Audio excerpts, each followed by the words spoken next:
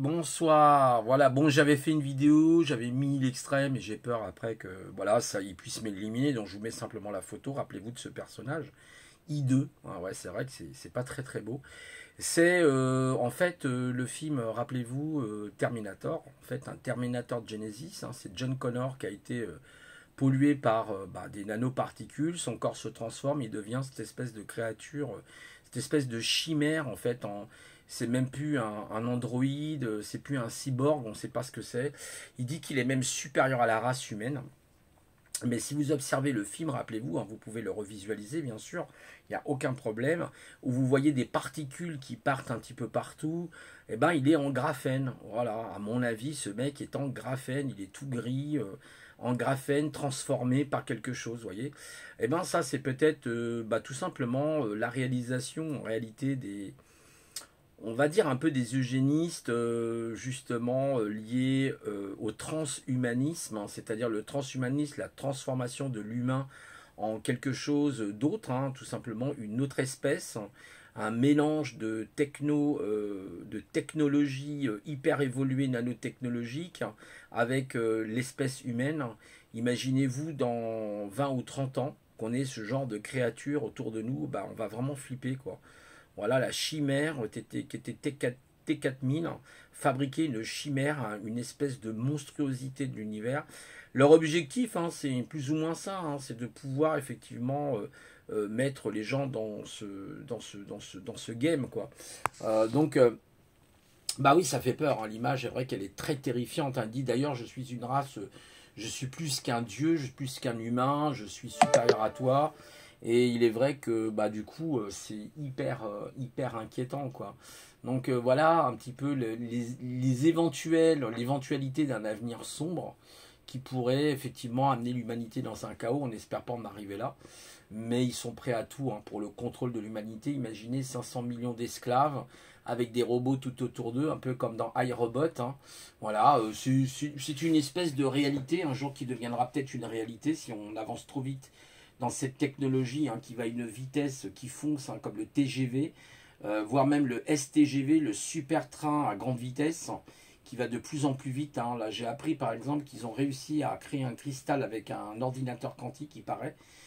C'est un truc de dingue, il paraît qu'ils l'ont créé au niveau du processeur. Je ne sais plus trop l'article que j'ai sur Google là, mais c'est complètement fou ce qu'ils arrivent à faire aujourd'hui. Et vous voyez, même aujourd'hui, par rapport au QR code, il y a déjà des machines en France qui prennent le QR code. Alors bon, bah ouais, tout ça, ça fait quand même un petit peu flipper.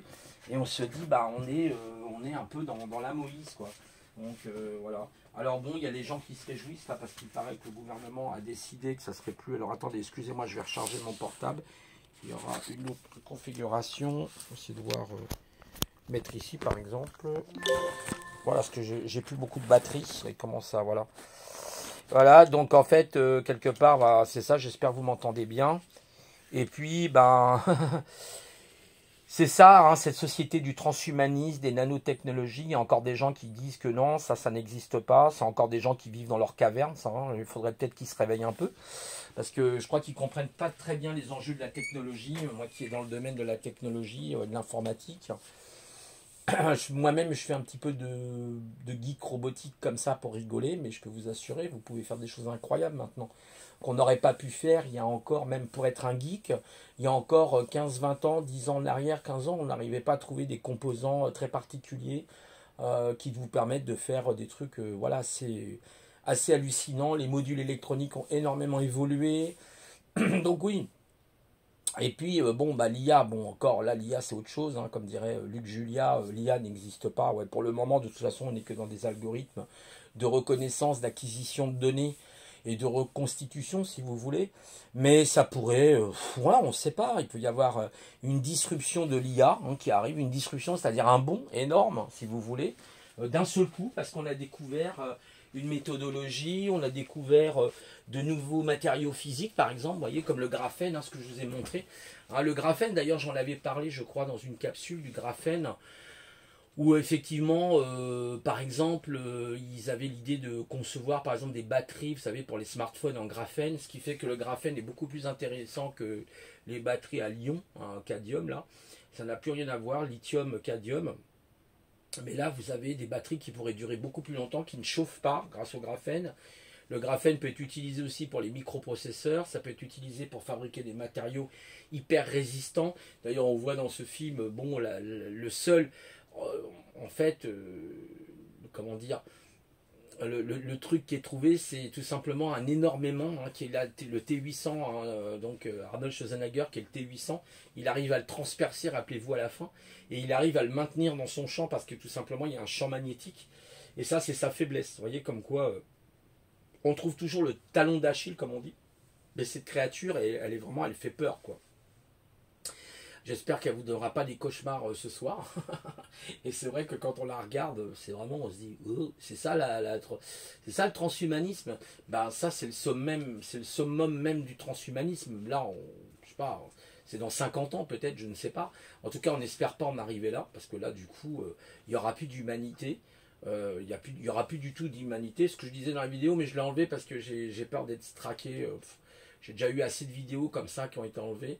Donc c'est toujours embêtant, donc je préfère mettre une image fixe, donc voilà, parce qu'avec maintenant on peut plus rien faire, on peut plus rien dire, on peut plus, hein, vous avez compris combien les réseaux sociaux sont tout simplement sous surveillance, hein. De toute façon on est toujours sous surveillance, plus ou moins, et en fait, bah voilà, c'est ce qui pend au nez aux gens, quoi, en fait, quelque part. Donc d'ailleurs, regardez, je crois que je vous en ai parlé, le QR code, ils ont commencé à mettre des machines en place, hein. Ça y est, bah ouais, automatique, c'est un truc de fou. Alors maintenant, les tests, ce que je vous ai dit, je crois que c'est 72 heures avec un professionnel. Vous pouvez faire aussi antigénique, je crois, des tests. Mais bon, voilà, enfin, je veux dire, c'est complètement hallucinant, quoi. On fait comment, quoi, vous voyez, tous les 3 jours, il va falloir avoir un professionnel pour vous faire un test et vous dire non, vous voulez pas, non, non, non, je ne veux pas me faire piquer, etc. Non, mais c'est même pas possible, on peut même pas imaginer un truc pareil. En fait, on savait qu'ils allaient rebondir sur cette crise du virus, ça fait trop longtemps que ça dure, et c'était l'occasion rêvée. Voilà, on sait très bien que les tests PCR, il y a beaucoup de contradictions. On sait aussi par rapport aux inoculations, au pic-pic, il y a l'inventeur de l'ARN messager, je crois qu'il est un Iranien, ou Libanais, je ne sais plus, je crois qu'il est iranien, d'origine iranienne, il me semble. C'est lui, hein, qui a inventé, je ne sais plus son nom, qui a inventé donc l'ARN messager. Et il dit lui-même, l'inventeur, il dit mais non, c'est pas au point. On ne peut pas expérimenter quelque chose qui n'est pas encore au point totalement. Moi, je ne suis pas, hein, contre le progrès, pourquoi pas. Regardez par exemple le génie génétique. Quand vous prenez par exemple les cellules souches, mais c'est un progrès incroyable pour les grands brûlés par exemple. Vous avez des grands brûlés, on a pu reconstituer leur peau. Grâce au génie génétique, grâce aux cellules souches, on met des cellules tout simplement en culture, les cellules de la personne qui a été brûlée. Seulement, ça prend beaucoup, beaucoup, beaucoup de temps. Et on va faire ce qu'on appelle la culture de ces cellules pour refabriquer de la peau. Donc c'est génial. Mais en même temps, ça prend beaucoup de temps. Vous avez aussi les imprimantes 3D maintenant qui peuvent même réaliser, il paraîtrait, des organes.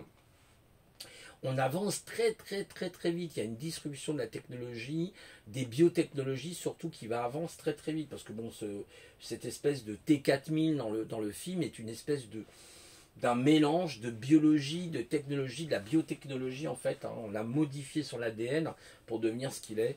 Donc c'est pas très beau à voir évidemment. Et en plus, il a vraiment une peau humaine, vous le voyez, vous pouvez même pas imaginer un truc pareil, quoi. Vous imaginez un truc dans le genre, là, on est mal barré, quoi. Donc en fait, quelque part, on est effectivement à la croisée des chemins et on voit bien que cette technologie peut rendre fou. Comme disait Rabelais, hein, science sans conscience, c'est ruine de l'âme. Je le rappelle souvent, mais il faut le rappeler, c'est important. Et on va vers une espèce de société de contrôle, mais on espère qu'elle sera arrêtée à temps. Voilà. Alors oui, j'écoutais tout à l'heure effectivement, comment il s'appelle, Florian Philippot. Alors il dit oui, alors évidemment, Véran, pardon, a mis 72 heures, mais ça change pas le problème. Ça change pas le problème. Aujourd'hui, il y a même des personnes, hein, qui sont, voilà, et qui ne sont pas d'accord avec ce pass, tout simplement. Parce que ça crée effectivement un apartheid. Ça crée une discrimination entre ceux qui sont et ceux qui ne le sont pas. C'est pas normal. On n'a pas le droit de jouer sur la liberté des gens comme ça. Mais vous voyez, maintenant le clergé, ça reste les blouses blanches maintenant. Vous voyez, avant c'était le curé avec le prêtre, les évêques, les archevêques, et maintenant c'est les grands clergés de la blouse blanche qui parlent.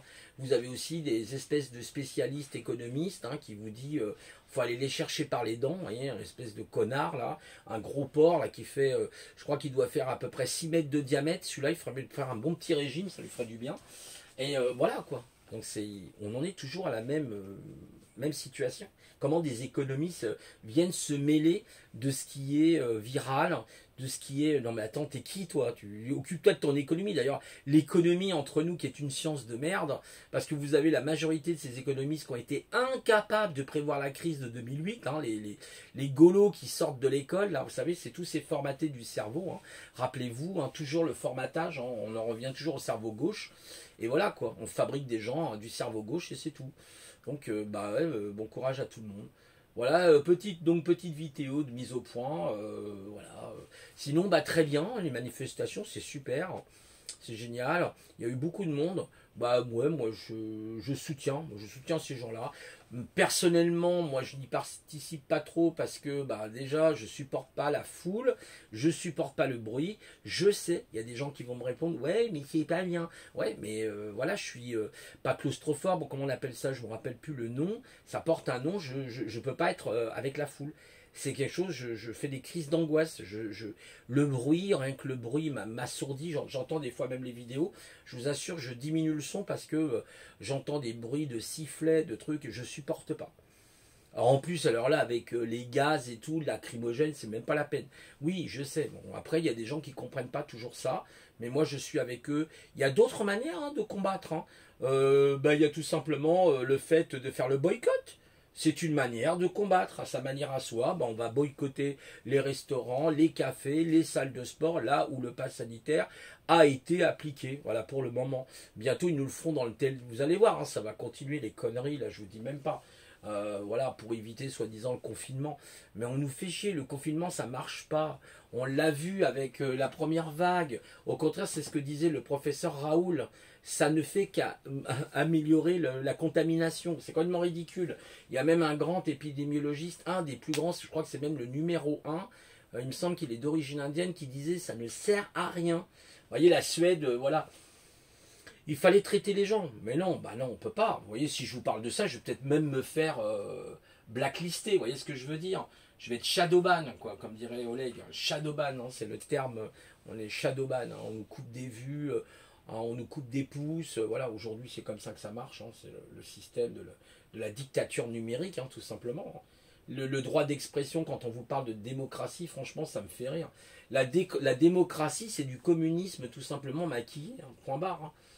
Iron, comment il s'appelait, avait expliqué ça. Hein. Lui, il était contre la démocratie en général, surtout la démocratie actuelle. Après, il y avait la vraie démocratie, mais le problème de la démocratie, c'est quand vous votez, vous faites forcément des heureux et des malheureux. Vous voyez, c'est toujours pareil. Hein. C'est très compliqué. Il faut une évolution personnelle de chacun. S'il n'y a pas une évolution personnelle de chacun, on n'avancera pas. Vous voyez, c'est très bien, hein, vous savez, les foules, tout ça. Mais dans les foules, vous avez toujours des gens... je suis désolé de le dire, hein, qui ne sont pas évolués, qui vont faire n'importe quoi. Eh oui. Vous savez, des fois, c'est vrai, les élites, on peut les critiquer, et je suis tout à fait d'accord, mais regardez aussi le comportement de certaines personnes dans votre vie courante. Hein. Je suis désolé, moi je vois des trucs, je dis waouh, c'est quoi le truc là? Comment elle réfléchit la personne? Vous voyez, donc, quelque part, vous avez effectivement des personnages étonnants, quoi. Voilà, bon, c'était voilà, un petit truc sur Terminator, le T4000, hein, Genesis, hein, je ne sais pas si vous l'aviez vu. Bon, après, je trouve que le scénario, pour moi, il est moyen, il est un peu biscordu, il remonte le temps, mais il revient en 1984, je sais plus quoi, puis après en 2020. Ou alors, bon, c'est un petit peu, bon, voilà, c'est un peu tiré par les cheveux, je trouve, le scénario. Après, les effets spéciaux sont pas mal dans le film.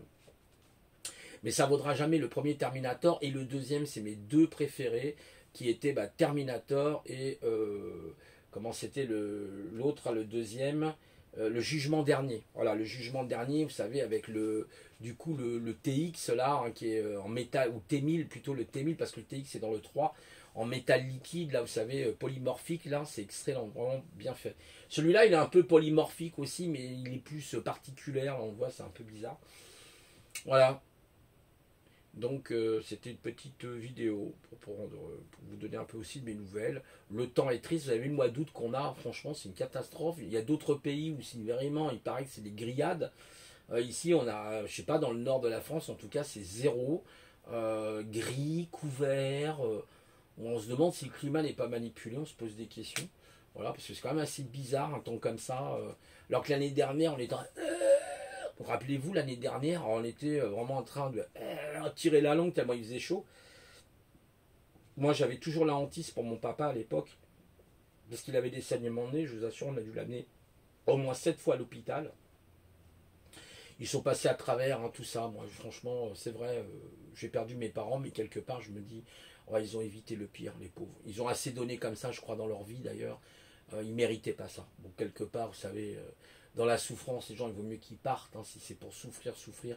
Vous savez, quand vous souffrez, vous demandez votre fin, c'est tout. Ou si vous savez que vous n'allez pas vous en sortir parce que vous avez, par exemple, un cancer, une maladie très grave. Voilà, bon, c'est très très compliqué. Très compliqué. J'ai un ami là que je connais, Daniel. Bon, il a 82. Vous lui en donneriez 70, même pas. Bon, après, il a son problème avec, je crois, la prostate, le cancer, une vraie saloperie. Sa PSA est montée à je sais plus combien, un truc de dingue. Pourtant, il est bien. Et vous voyez, en fait, vous pouvez très bien avoir, sans vous en rendre compte. C'est ça qui est horrible avec cette maladie, hein, qui fait beaucoup de carnage d'ailleurs. Et puis là, justement, le pass sanitaire, c'est scandaleux, c'est purement scandaleux. Vous imaginez, demain, vous êtes obligé de vous rendre à l'hôpital. Il y a une dame là qui témoignait pour sa fille qui était en fin de vie, 24 ans, vous imaginez. La maman, elle pleurait. Elle se demande comment elle va faire parce qu'elle refuse. Voilà, c'est comme elle dit, c'est sa liberté, la liberté de son corps. C'est la liberté de votre corps. Et donc, en fait, là, on en arrive à des situations complètement ubuesques, complètement folles. Mais on vit dans un monde de dingue avec des tarés, des fous, des gens qui prennent des décisions, qui ne comprennent rien au monde médical, qui ne comprennent rien tout simplement au monde tout court. Hein, c'est des gens qui vivent dans une bulle, vous savez, hein, c'est comme, voilà, ils comprennent rien ces gens-là. Et puis après, ils sont étonnés de voir, alors évidemment, vous avez les médias qui vous parlent de 237 000 manifestants, il y avait 10 fois plus que ça, on était même à 100 fois plus que ça, c'est-à-dire on était plutôt dans les 2 millions et quelque chose, hein, d'après les chiffres que j'ai, plus de 198 villes, je crois même presque 200 villes, il me semble, en France. Et puis il faut prendre les pays métropolitaines, hein, la Martinique, Saint-Pierre, la Guadeloupe, la Réunion, la Guyane française. Donc vous avez toutes ces régions aussi, hein, il faut prendre compte, voilà. Waouh, c'est du lourd, c'est du très très très très lourd, très très lourd. Voilà, donc on va nous mettre la pression et on ne sait pas. Moi, je vous dis honnêtement, je ne sais pas. Je ne sais pas, même pour moi, par rapport à la recherche, par exemple, d'emploi, on pourrait très bien me dire, mais monsieur, vous n'êtes pas. Vous voyez ce que je veux dire? Donc, on ne vous prend pas. Ou, monsieur, vous n'êtes pas, alors on ne vous prend pas. Waouh, je fais comment? Vous voyez, donc, ça va être très compliqué. Ils vont vraiment... Parce qu'on est cerné par un système. Donc, voilà, c'est très compliqué. Mais on a beau dire ce qu'on veut, que vous soyez au chômage, au RSA ou n'importe quoi, ces gens sont capables de vous couper votre argent à tout moment pour X raisons. Et en fait, vous retrouvez dans la galère. On se retrouve dans la galère à partir de ce moment-là. Vous voyez ce que je veux dire? Voilà, donc la situation, elle est complexe. La situation, elle n'est pas facile. Voilà. Et puis là, moi, il faut que je voie en plus. Là, je crois au mois de septembre pour les impôts avec mon père. Je ne vous dis pas le bordel. Bonjour. Franchement, c'est scandaleux, quoi. C'est vraiment... voilà, enfin, on est dans une situation vraiment périlleuse, quoi. Donc, je sais pas, mais septembre va être extrêmement difficile. Moi, déjà, pour moi, sur le plan personnel, ça va pas être évident. Voilà, donc, que faire? Bon, bon. Moi, je vais reprendre mon game coder. Voilà, j'ai installé le programme, là. Je suis en train de faire des petits développements de jeu, là. Enfin, je me mets dedans, je plonge les mains dedans. Ça a l'air d'être hyper sympa avec l'UA et l'off 2D qui vous permet de créer des petits jeux en 2D. Vachement sympa le Lua. C'est un langage qui a été créé en 1993. Ouais, c'est pas vieux par rapport au C qui a été créé, je crois, avec Richie En 1969, par exemple, si on prend le C, le Fortran, le Pascal, c'est même encore avant. Bon, là, je vous parle d'un autre sujet, c'est vrai. Je passe un peu du coq à l'âne, désolé. Ou du coq à la girafe, même des fois. Et donc, bah oui. Donc, bah, je me lance là-dedans. C'est sympa. Je commence à lire des trucs. Voilà. Bon, c'est un abonnement sur un an. Puis après, bah, vous renouvelez ou vous renouvelez pas. Mais même en 6 mois, vous pouvez déjà faire des trucs vachement sympas, quoi. Ah, ça peut être un bon moyen aussi de. Je sais que j'avais connu un copain comme ça, lui il vendait carrément ses jeux. Alors vous avez possibilité de vendre, mais là du coup il faut que ça soit un peu pro. Et il vit, bah lui il vit un peu de ça. Il vit, bah, il fait de la création de jeux et il les vend sur des plateformes et il vit de ça. Des petits jeux sympas, hein, c'est pas obligé de faire des trucs. Vous avez des petits jeux sympas en 2D hein, pour les enfants, vous avez des petits jeux hyper rigolos. Voilà, le jeu c'est aussi un moyen d'expression, un peu comme l'artiste ben, aime son dessin, ben, c'est une formation numérique, ça demande de la réflexion, de la logique. Vous voyez par exemple, là j'ai appris les 5 points fondamentaux. J'aime beaucoup David Gamer parce que je trouve qu'il explique super bien justement la programmation. Parce qu'il dit que dans les écoles, ben, c'est pas du tout pareil. Et lui, il a une manière, une approche qui est très intelligente. Il parle des 5 fondamentaux. Quand vous connaissez ces 5 fondamentaux, ben, en fait, vous comprenez que sont. Alors, le premier de ces fondamentaux, c'est les variables et les expressions. Le deuxième, c'est les fonctions. Le troisième, il parle de structure et de contrôle. Quatrième, c'est les tableaux et les listes. Et en cinquième, c'est les objets. Donc quand vous comprenez ça, bah après, vous savez qu'un programme, en fait, vous commencez à la première ligne et vous allez jusqu'à la dernière ligne. Et de temps en temps, vous avez des sauts, un peu comme en basique, avec Goto. Vous aviez un truc, alors je parle un petit peu à ceux qui connaissent ça. Le basique, il faut savoir que par exemple Bill Gates, Elon Musk, comment il s'appelait aussi, Steve Wozniak, et tous ces ouais, enfin, il y a aussi, comment il s'appelle, Mark Zuckerberg, ont tous fait du basique. Ils ont tous commencé par le basique. Moi, je me rappelle le basique, à l'époque, ça veut dire beginner, access, je sais plus, enfin bon, bref, code. Le mot à la fin, vous avez code, basique. Et en fait, instruction code, voilà, c'est ça. Et donc, et en fait, quelque part, ben, vous apprenez à vous débrouiller, quoi. Et je me souviens, moi, j'avais une machine, c'était un ZX80, j'ai eu le ZX Spectrum et un Amstrad CPC 6128. Et quand vous l'allumiez, vous branchez à la télé ou même sur un moniteur, mais généralement c'était plutôt la télé, ben, en fait, vous arriviez directement dans le basique. Puis il fallait vous débrouiller. Vous aviez un gros manuel pour charger les jeux, vous aviez l'OAD, etc. C'était marrant. C'était vraiment, moi, j'ai connu hein, cette époque-là. Et je trouve que l'informatique d'aujourd'hui est devenue, pour moi, hein, personnellement, avec mon recul et mon expérience, c'est une usine à gaz. Franchement, il n'y a plus rien qui va avec plus rien. En fait, vous avez aujourd'hui des normes qui sont complètement débiles. Vous avez des machines, moi je vois, pourtant j'ai une machine puissante, même avec WinZip sur Windows, je regardais le truc, il a mis 3 heures pour me décompresser un truc de 15 gigas sur un SSD, mais je dis c'est quoi ce bordel, c'est le logiciel qui marche pas, c'est quoi le truc?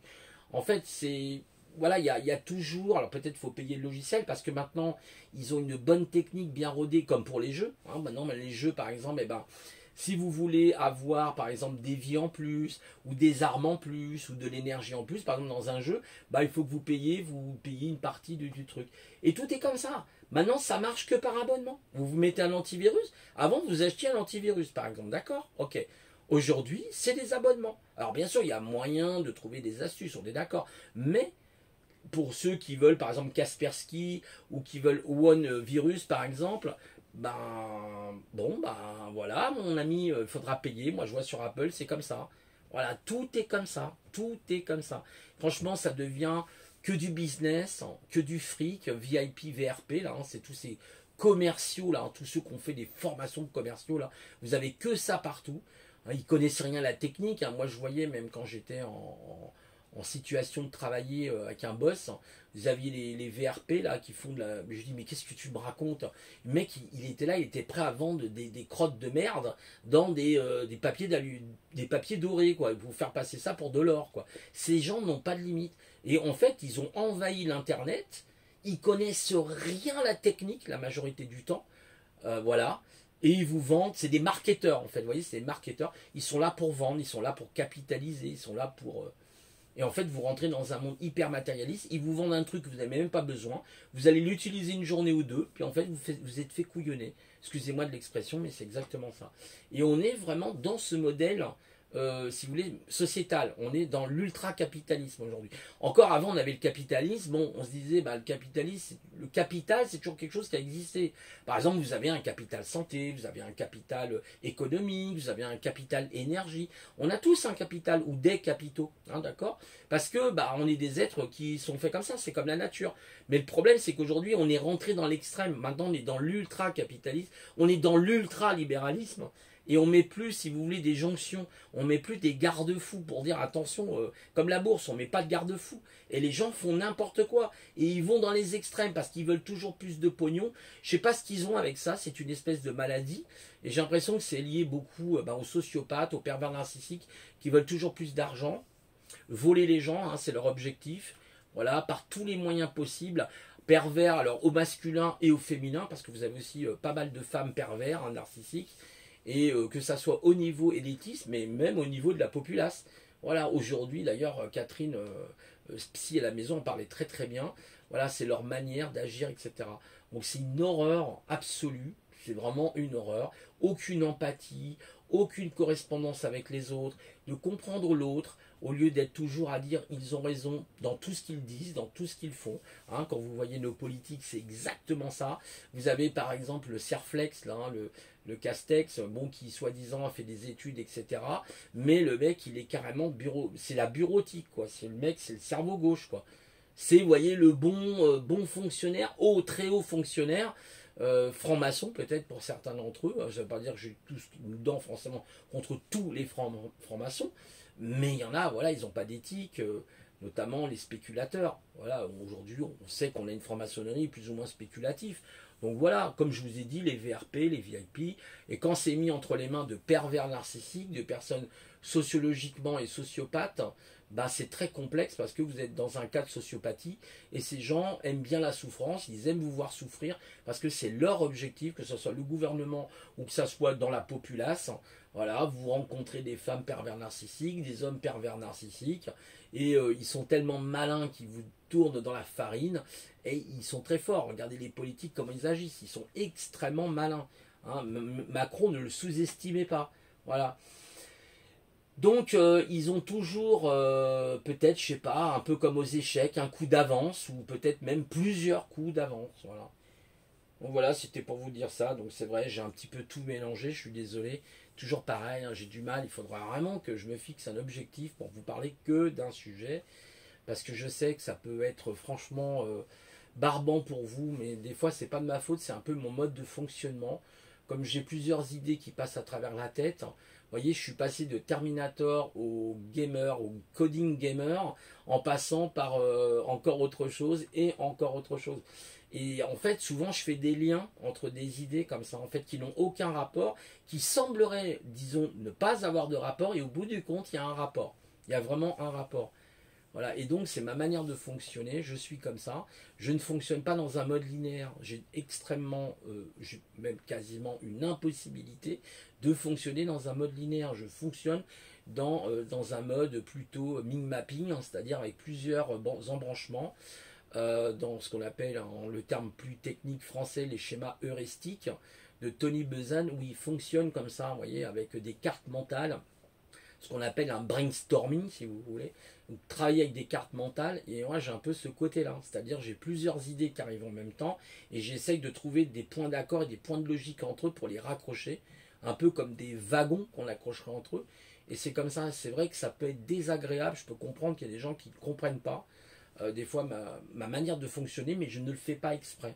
Ou alors ou alors peut-être une solution pour moi, ça serait d'écrire en fait un contexte. Vous voyez, j'écris mon contexte sur un papier, je fais une espèce de synthèse, et où je fais avec étape 1, étape 2, linéairement, mais je vais avoir beaucoup de mal. À un moment donné, j'ai l'impression de... Boum, je dis, mais pourquoi je suis obligé d'aller de A à B? Alors moi, en fait, dans ma tête, si vous voulez, je marche comment?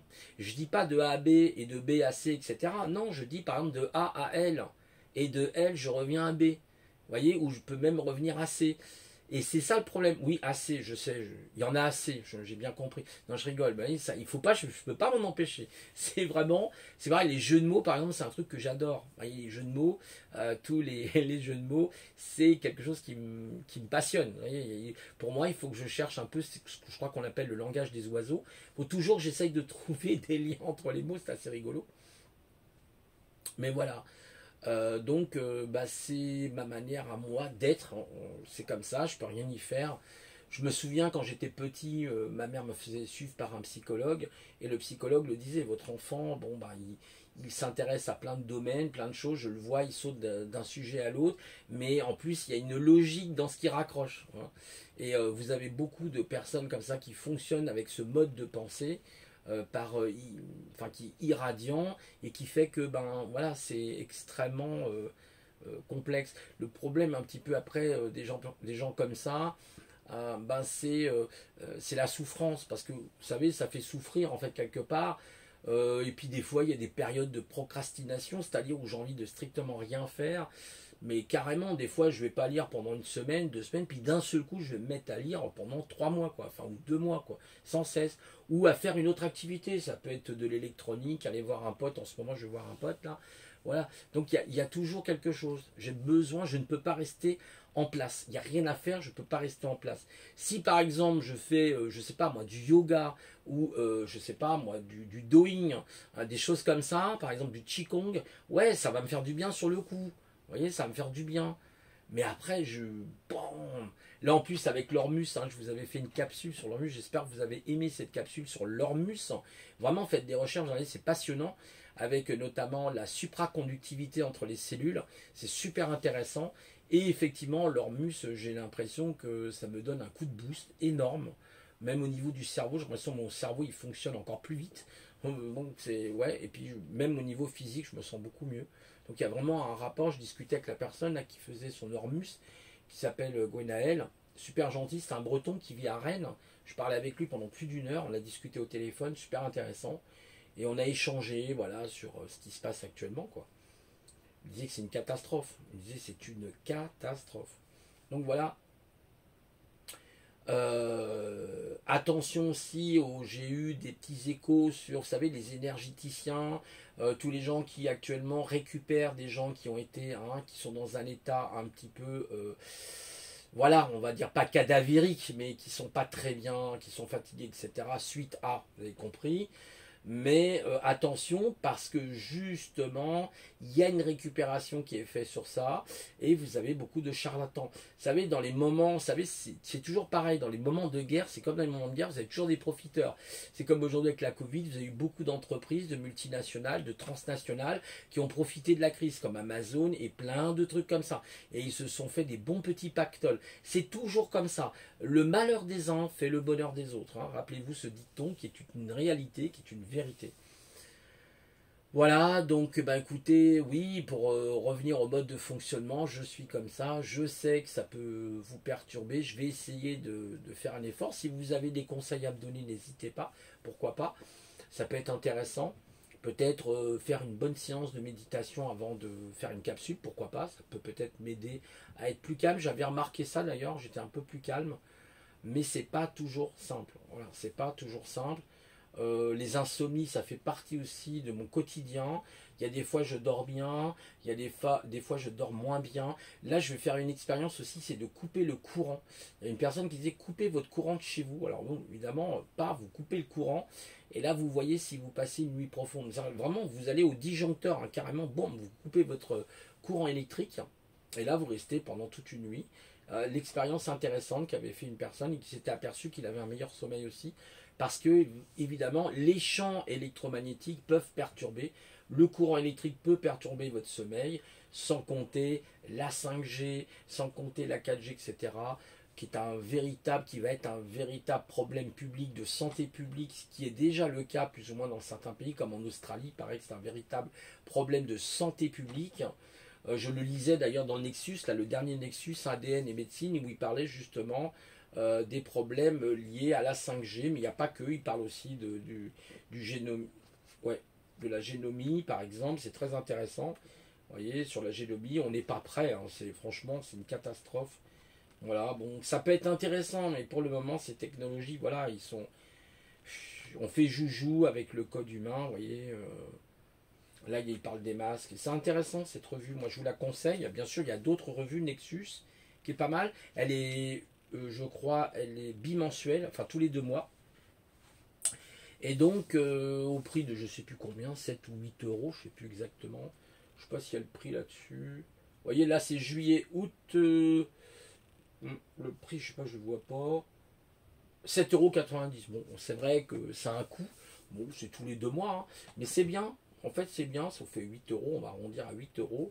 Voilà. Et c'est bien parce que je trouve que les articles sont bien faits. Le papier est joli.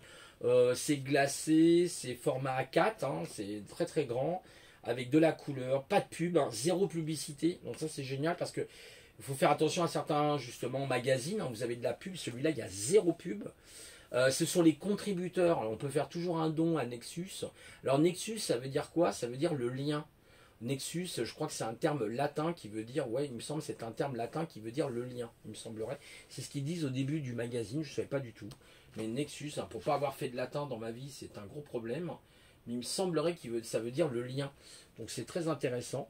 Il parle de plein de sujets. Il y avait Jean-Pierre Petit, le numéro d'avant là, celui de mai-juin, il parlait justement de Jean-Pierre Petit avec son modèle Janus, la MHD. C'était super passionnant. Franchement, j'ai beaucoup apprécié cet article-là. Voilà, c'est un très bon magazine que je vous conseille honnêtement. Vous le trouvez en librairie sans aucun problème ou vous le commandez sur internet. Nexus, voilà, Nexus. Voilà, c'est même mieux que certains magazines comme, bon, moi je prends de temps en temps, mais ça n'a rien à voir, comme Top Secret, mais je trouve qu'il y a des trucs, voilà, qui sont tirés un peu par les cheveux. Là, je trouve que c'est dans un langage simple en plus, qui est vraiment accessible à tout le monde. On n'est pas dans des termes trop techniques ou trop scientifiques qui peuvent franchement lasser au niveau de la lecture, donc c'est franchement relou. Moi, je vous le dis honnêtement, et des fois, c'est intéressant d'avoir justement des articles courts, ils sont courts, hein. Des fois, les plus longs, ils tiennent sur 5-6 pages. Mais sinon, vous avez des articles sur des sujets sur 3 pages. Vraiment bien. Moi, c'est un magazine, je vous conseille.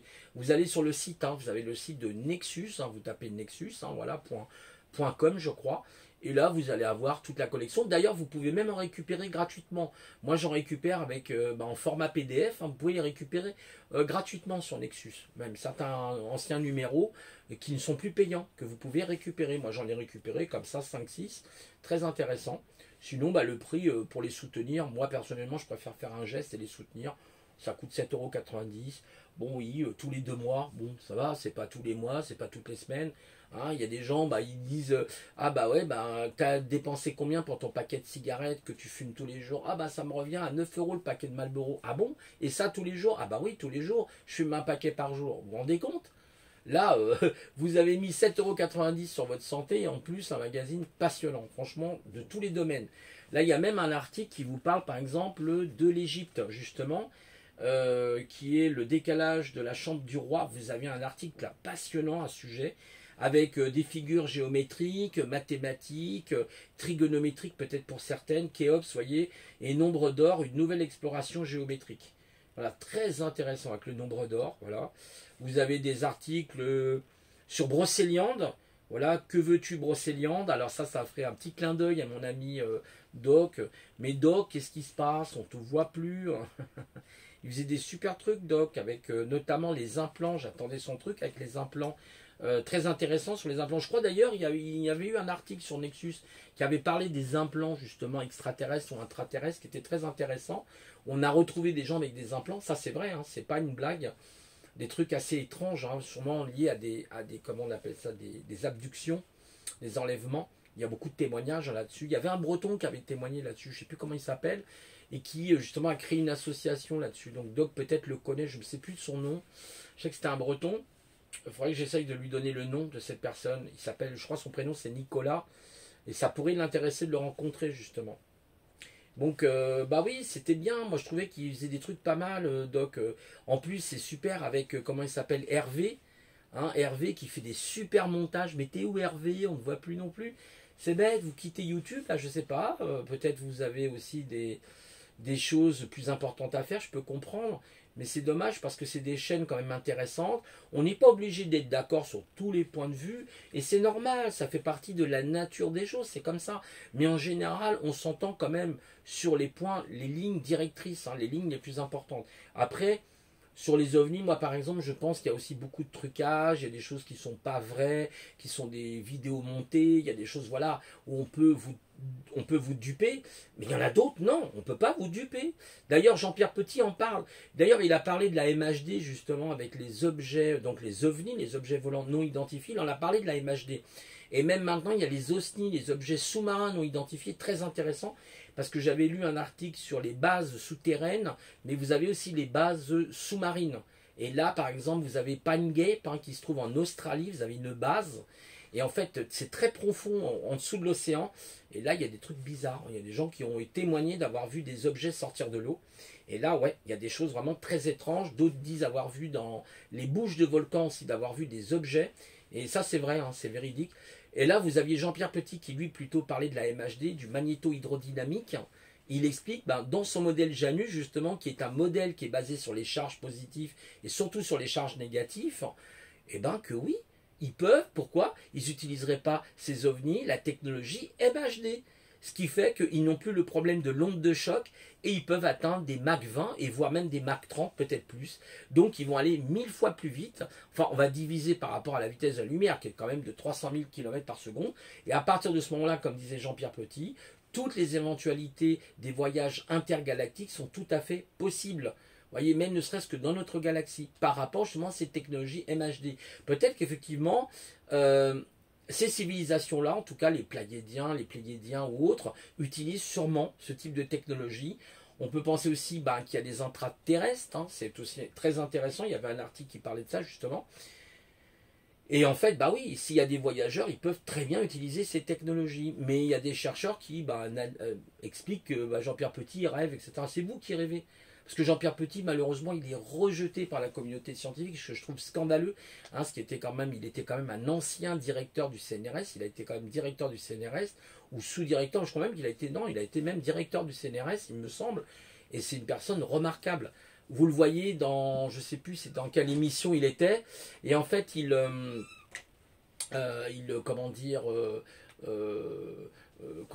était dans, comment ça s'appelle cette émission-là, Thinkerview. Ouais, Thinkerview, il vous explique toutes les formules mathématiques. Voilà, il vous explique toutes les formules mathématiques. Il dit même qu'il a été inspiré par une civilisation, les Humites, qu'il aurait rencontré en Espagne. Et il dit effectivement que ça a été très bizarre cette rencontre. Il a reçu des lettres aussi manuscrites, des lettres manuscrites des Humites. Il avait écrit un livre sur les Humites aussi, très intéressant. On prend pour un farfelu cette personne, mais c'est pas un farfelu. C'est vraiment quelqu'un que j'aime beaucoup. D'ailleurs qui s'intéresse à plein de domaines, qui est très curieux, Jean-Pierre Petit. Et sachez quand même qu'il a 86 ans, je crois, Jean-Pierre Petit. Vous le voyez, il est bien encore à son âge. Franchement, il a été malade, le pauvre homme, à un moment donné. Il fallait le soutenir parce qu'il a rien. Il reçoit aucune aide de l'État, rien du tout. Donc moi, je crois que j'avais participé au don, notamment sur l'étude de Janus. Et là, ils ont trouvé une personne qui pourra mettre en pratique leur modèle, justement sur la MHD, sur les déplacements des charges négatives de la matière et positives. Et ça va être hyper passionnant. Vous voyez, il y a une mathématicienne qui travaille avec lui, je crois qu'elle est suisse ou belge, je crois que c'est une Suisse, une grande mathématicienne qui a été aussi elle-même exclue du milieu scientifique. Ce milieu scientifique est vérolé, moi je vous le dis honnêtement, il est vérolé.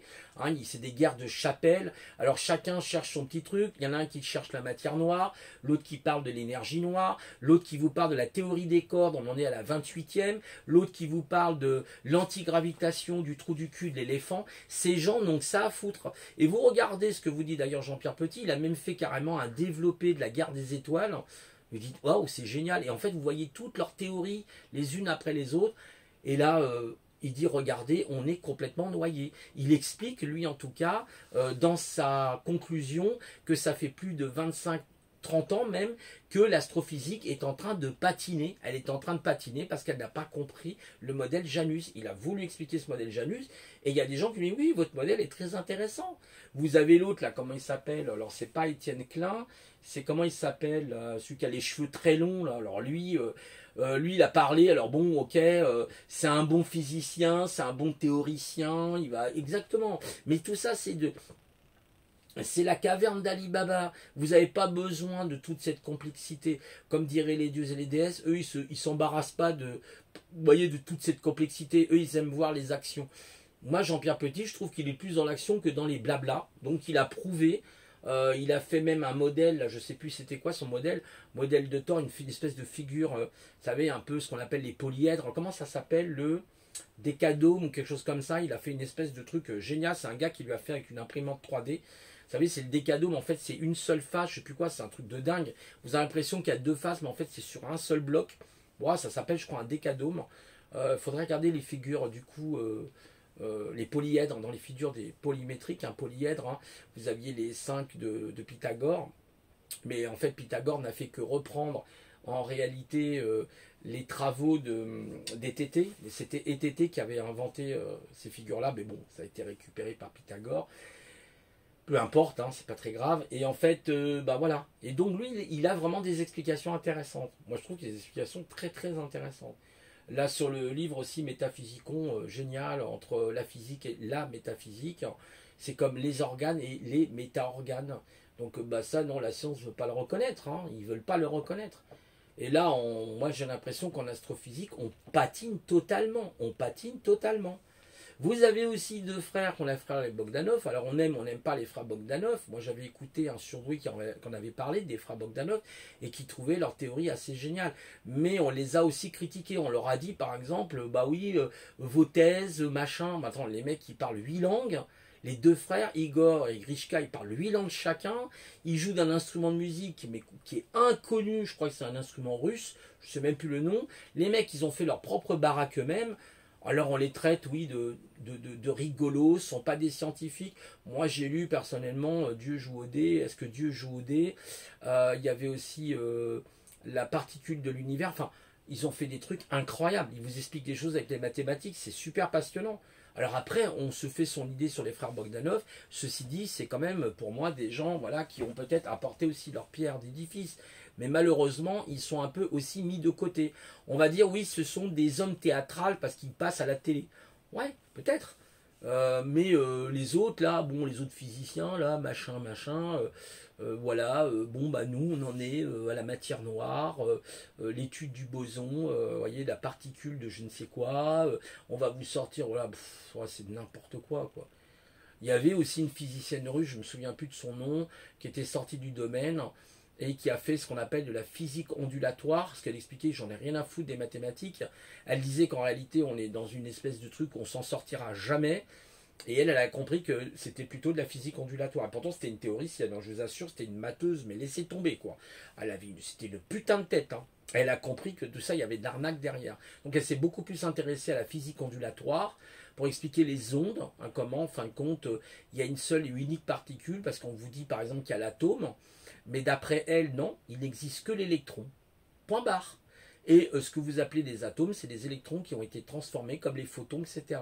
Donc en fait, pour elle, par exemple, en tant que physicienne, en tant que théoricienne, elle constate que l'univers est basé sur une physique ondulatoire quantique, et c'est tout. D'ailleurs, les métaphysiciens vous expliquent, la cause, alors que souvent le physicien, l'astrophysicien vous a expliqué les effets. Non, eux, ils expliquent la cause. La cause serait électromagnétique et magnétique et électrique. Ce qu'avait fait d'ailleurs Tesla dans ses travaux, hein, pour parler de l'univers électrique, par exemple. Et en fait, ils essayent de trouver une loi pour réunir, soi-disant, les forces faibles, les forces fortes atomiques, la gravitation, etc. Mais ils n'y arrivent pas. Ils ne trouvent pas cette fameuse formule qui pourrait expliquer tout l'univers, etc. Et donc vous voyez que elle, cette mathématicienne, je ne vous rappelle plus de son nom, je sais que c'est une Serbe ou une Russe, je ne sais plus si elle n'est pas d'origine serbe ou croate, mais il faudrait que je vous retrouve le nom. Dès que je vous retrouve le nom, je vous le donnerai. J'ai beaucoup de mal parce que faut pas utiliser Google, parce qu'en fait Google vous met ces gens-là à la fin, hein, voire pas du tout, hein, ils sont plus du tout référencés dans la base, parce qu'il faut savoir que Google, c'est Google, hein, tout simplement, sachez-le quand même. Donc il faut essayer de trouver d'autres moteurs, ou aussi des métamoteurs, ça peut être intéressant les métamoteurs. Si vous tapez métamoteurs, vous en avez plein, hein, des métamoteurs. Et donc des métamoteurs, c'est des moteurs plus puissants que les moteurs. En fait, c'est des moteurs qui rassemblent différents moteurs, qu'on appelle les métamoteurs. Vous voyez, ça existe même. Hein. Vous voyez, la métaphysique, le métamoteur, vous voyez, ça existe, hein, même sur Internet. Donc, en fin de compte, un méta qui veut dire à côté d'eux, hein, ou dessus, je crois que c'est dessus ou à côté. Donc tout simplement. Donc en fait, bah, elle expliquait, non, faut arrêter de croire toutes ces bêtises. Voilà, on vous a menti.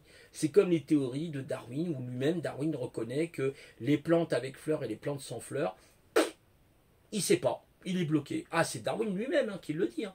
La théorie des espèces, bah, il est bloqué. Voilà. Il y a des choses vraiment très intéressantes. Très intéressantes, seulement il faut lire les bons livres. Pour moi, en tout cas, hein, je considère plus une Bleuette Dio qu'un Hariri. Quoique j'aime bien Hariri, j'ai pu survoler un peu Hariri. Des choses très intéressantes, mais il y a des choses, je ne suis pas d'accord. Sur, par exemple, l'âge de l'homme, de l'homo sapiens, je ne suis pas d'accord. Pas du tout.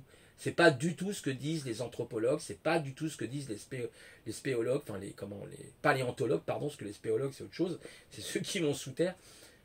Donc il y a des choses, voilà quoi. Il y a la vérité est ailleurs, hein, c'est vraiment X-Files, la vérité est ailleurs. Voilà, je vais arrêter de bavarder, je sais, je pourrais bavarder pendant des heures comme ça.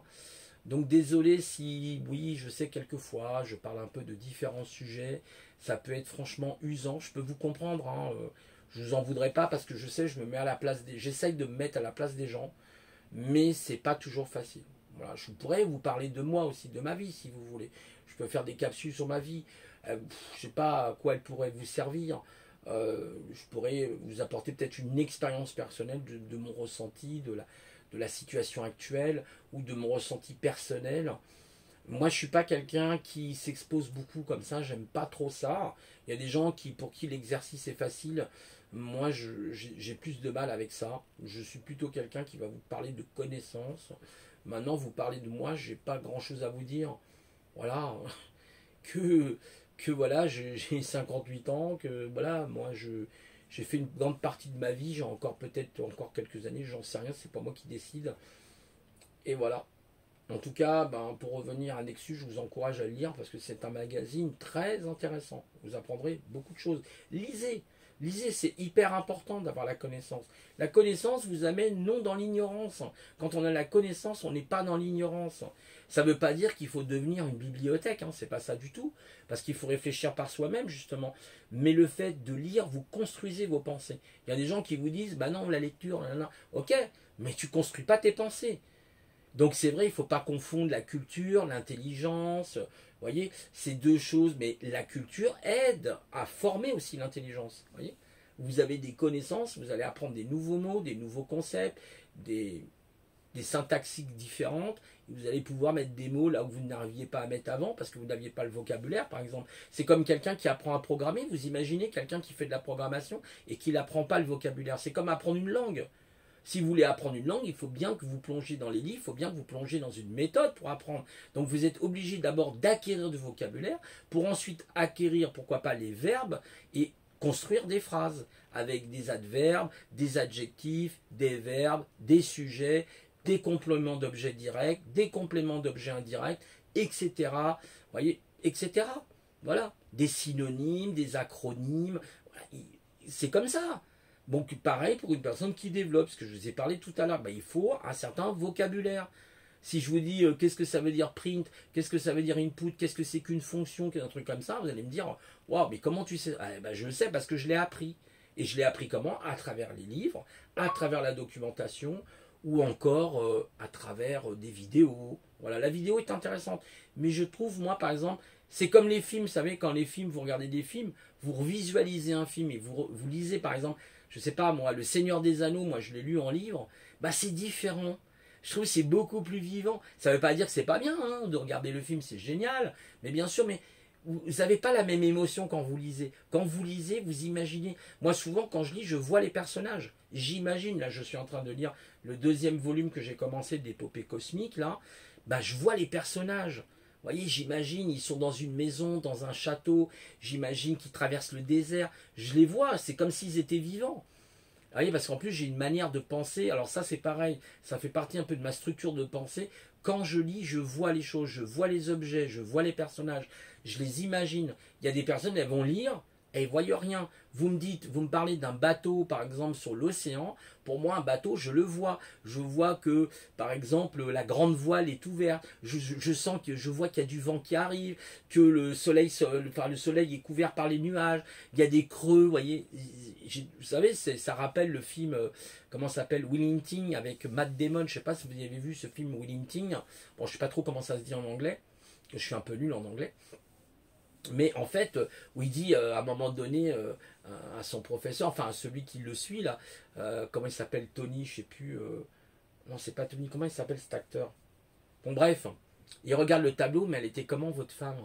Ben dis donc, il dit mais non, espèce de trou du cul, c'est un tableau que j'ai acheté au numérique, etc.